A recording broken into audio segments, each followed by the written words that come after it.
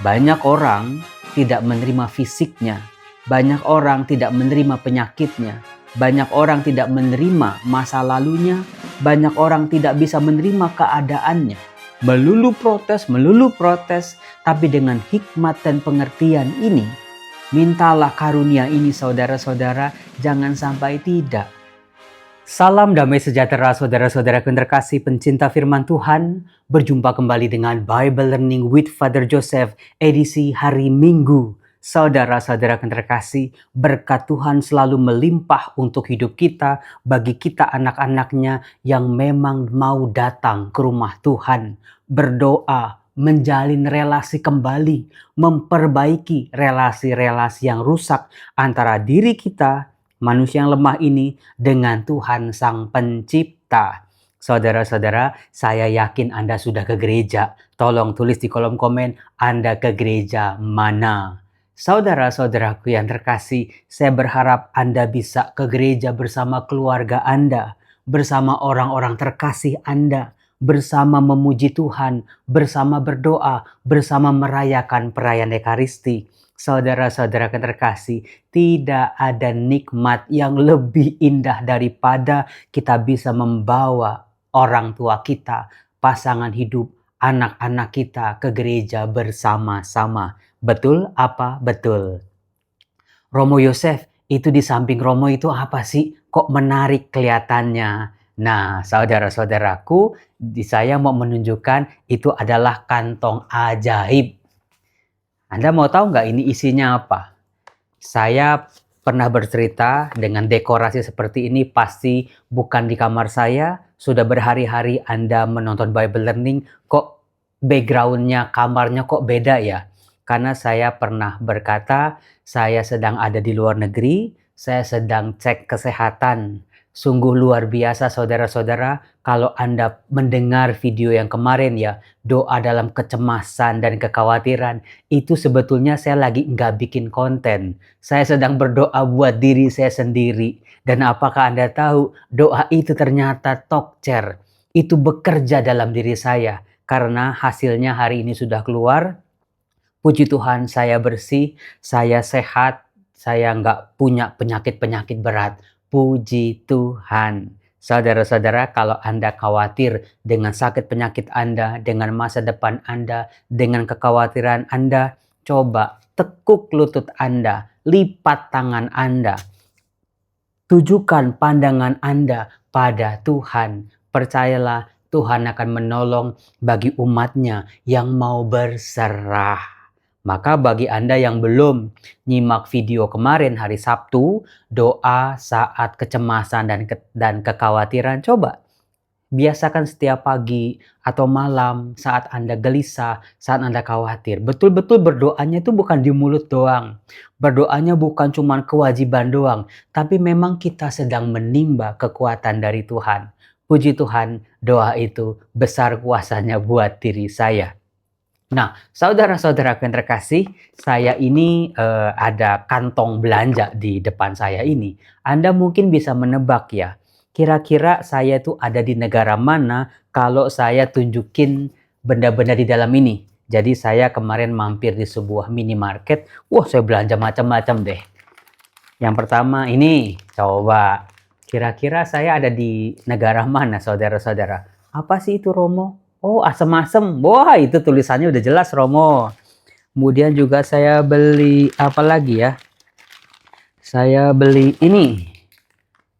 Apa, Romo? Asem-asem lagi. Saya doyan asem-asem soalnya ya. Ini. Kemudian saya beli apa lagi? Pokoknya saya cuman ikutin yang di TikTok aja. Pokoknya kalau ke negara ini harus beli inilah. Saya beli ini. Oh, itu apa, Romo? Ini permen asem juga ya, saudara-saudara. Kemudian apa lagi? Saya beli, ini juga. Ini. Wah, Romo lagi di Thailand ya, Romo. Iya, saudara-saudara. Kantong belanjaan ini ternyata kantong belanjaan Romo Yosef buat oleh-oleh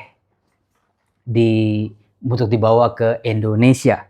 Saudara-saudara terkasih, kantong ini berisi aneka macam oleh-oleh dari Thailand. Apakah Anda tahu, Tuhan juga punya satu kantong besar sekali untuk hidup kita. Apa Romo? Dari mana teksnya Romo? Ayatnya ayat yang mana Romo? Saudara-saudara, yang Tuhan kasih buat kita, kantongnya jauh lebih besar dari ini. Isinya juga bukan sekedar oleh-oleh, isinya juga bukan sekedar asam-asam kayak tadi, tapi isinya adalah rahmat, karunia, dan berkat. Maka mintalah berkat itu, mintalah rahmat itu.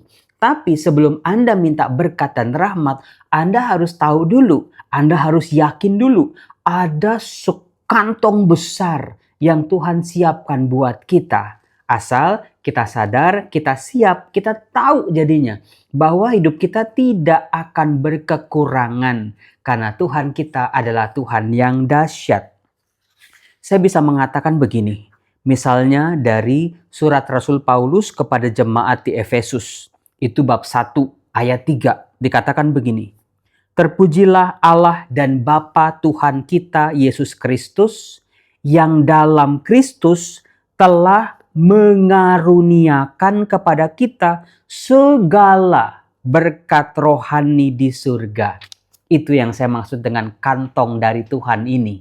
Kantongnya besar karena tadi dikatakan segala berkat rohani di surga.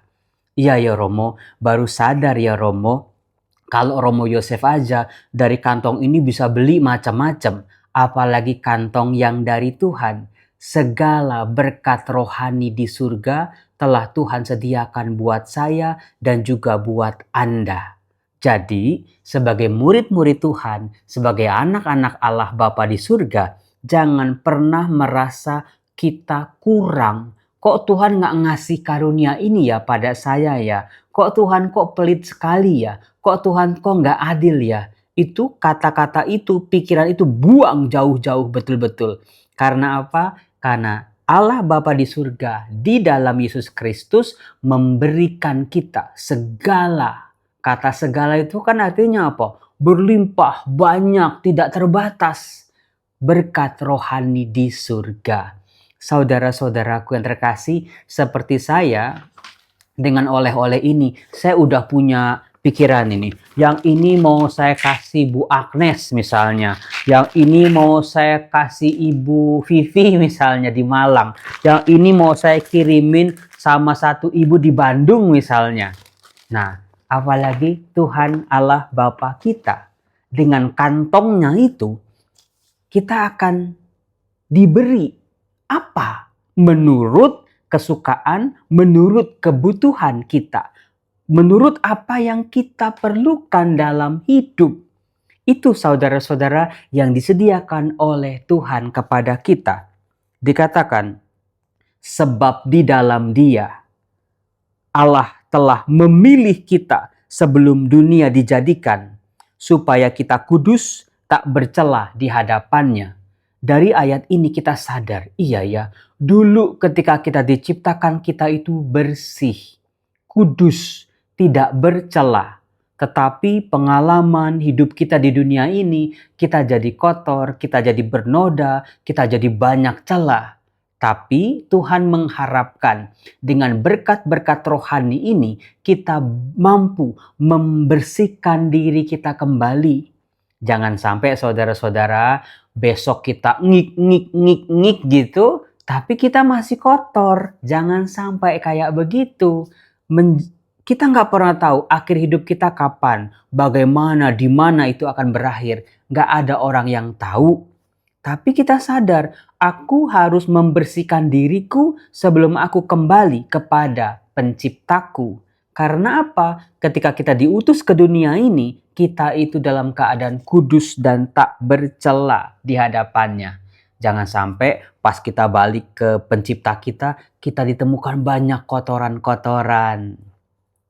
Dengan kasih, Allah telah menentukan kita menjadi anaknya. Jadi bukan cap cip cup, bukan asal-asalan, bukan karena terpaksa, bukan karena ada motif-motif tertentu, tapi murni alasan Allah mengangkat kita menjadi anak-anaknya karena kasih-Nya. Kasih itu apa sih Romo? ada sejuta kata, sejuta kalimat yang mengungkapkan tentang kasih, maka kasih Allah tidak terselami. Kebaikan Allah, pengorbanan Allah, hal-hal yang dilakukan oleh Allah tidak pernah bisa terselami oleh manusia. Tapi kita diajak untuk mengecap sedikit demi sedikit. Kita boleh tahu, kita boleh mengalami kasih di dunia ini. Melewat orang tua, lewat keluarga, lewat pasangan hidup, lewat aneka macam pengalaman, kita mengecap kasih Allah itu. Tapi kasih Allah yang sesungguhnya itu beyond the word. Tidak ada bisa dibayangkan oleh manusia sekalipun. Dikatakan, supaya terpujilah kasih karunia yang mulia, yang dianugerahkannya kepada kita dalam Dia yang dikasihinya.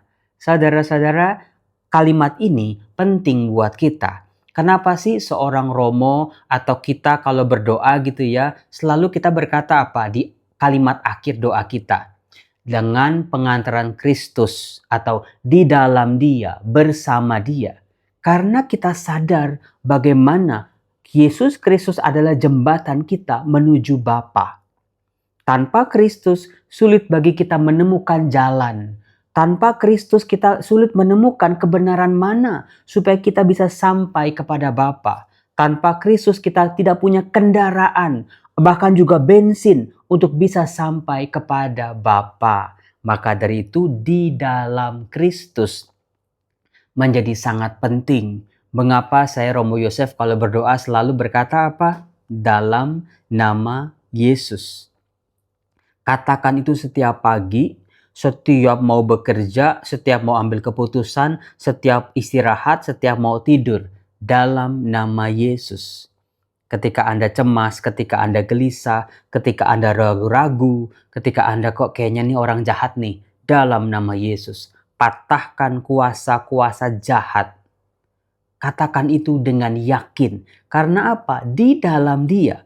Kasih karunia Bapa sungguh-sungguh luar biasa sehingga kita bisa sampai kepada Bapa. Saudara-saudara terkasih, pengantaran Kristus ini menjadi sangat penting. Karena apa? Tidak ada satupun manusia yang bisa berelasi dengan Bapa, mengenal Bapa seutuhnya.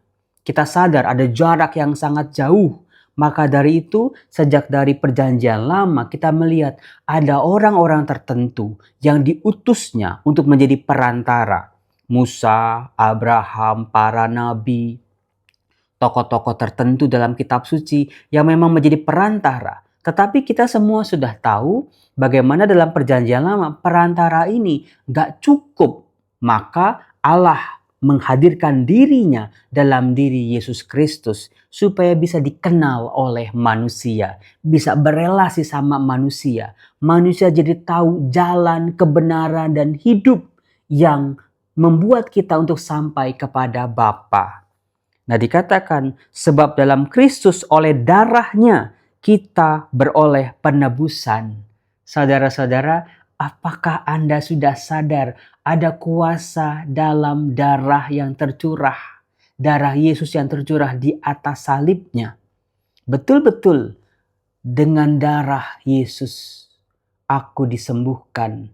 Dengan darah Yesus yang tercurah aku dipulihkan. Dengan darah Yesus yang mulia penyakit-penyakitku disingkirkan. Dengan darah Yesus, pengorbanan Allah, kasih Allah yang sempurna, aku sembuh.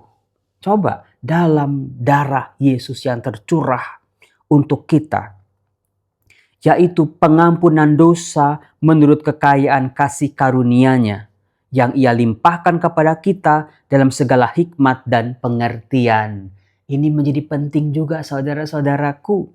Hikmat dan pengertian. Jangan sampai kita seperti keledai yang mengulang-ulang kesalahan yang sama. Jangan sampai hidup kita ya begitu-begitu aja. Habis berdosa, bertobat, berdosa, bertobat, berdosa, bertobat. Ada kuasa yang bekerja dalam diri kita yang namanya hikmat dan pengertian.